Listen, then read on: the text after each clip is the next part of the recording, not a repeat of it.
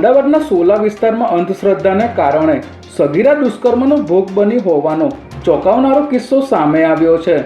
પરિવારે પોતાની બીમાર દીકરીને સાજી કરવા માટે પોતાના સમજના અને ગુનાહિત ઇતિહાસ ધરાવતા ભુવા ચંદ્રેશ પંચાલને ઘરે બોલાવ્યો હતો. આરોપી ચંદ્રેશ પંચાલે બીમારી મટાડવા અને વિધિ કરાવવાના બહાને યુવતીના પોતાના ઘરે જ અનેક વખત શારીરિક સંબંધ બાંધ્યો હતો, તેમજ પોતાના ઘરે પણ યુવતીને લઈ જઈ અનેક વખત દુષ્કર્મ આચર્યું હતું. જોકે આરોપી ચંદ્રેશ પંચાલે પીડિતા સાથેની અંગત તસવીરો વાયરલ કરતા સમગ્ર કરતૂત સામે આવી હતી, જેના આધારે સોલા પોલીસે ચંદ્રેશ પંચાલની ધરપકડ કરી છે.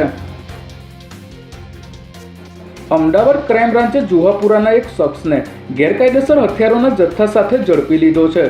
ક્રાઇમ બ્રાન્ચની ટીમને બાતમી મળી હતી કે જુહાપુરાના સંકલિતનગર વિસ્તારમાં રહેતો રઝીક કુરેશી પોતાના ટુ વ્હીલર પર હથિયારો લઈને દાણી લીમડા તરફથી પસાર થવાનો છે, જેના આધારે પોલીસે વોચ ગોઠવી તેને અટકાવીને તલાશી લેતા તેની પાસેથી દેશી તમંચો, 5 જીવતા કારતૂસ અને 5 તલવારો મળી આવી હતી.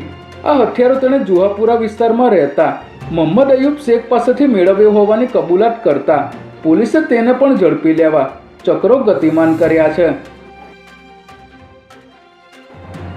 અમદાવાદના નવનિયુક્ત પોલીસ કમિશનર અનુપમસિંહ ગેહલોતે હથિયારબંધી અંગેનું જાહેરનામું બહાર પાડ્યું છે, જેમાં તલવાર, છરી, ધારિયા ચપ્પા જેવા ઘાતક હથિયારો લઈ જવા, પથ્થરો અને અન્ય સાધનો એકઠા કરી લઈ જવા સહિતના અલગ અલગ પ્રતિબંધ સમગ્ર શહેરમાં ફરમાવવાની જગ્યાએ માત્ર 35 પોલીસ સ્ટેશન વિસ્તારમાં જ આ પ્રતિબંધ લાગુ કરવામાં આવ્યો છે.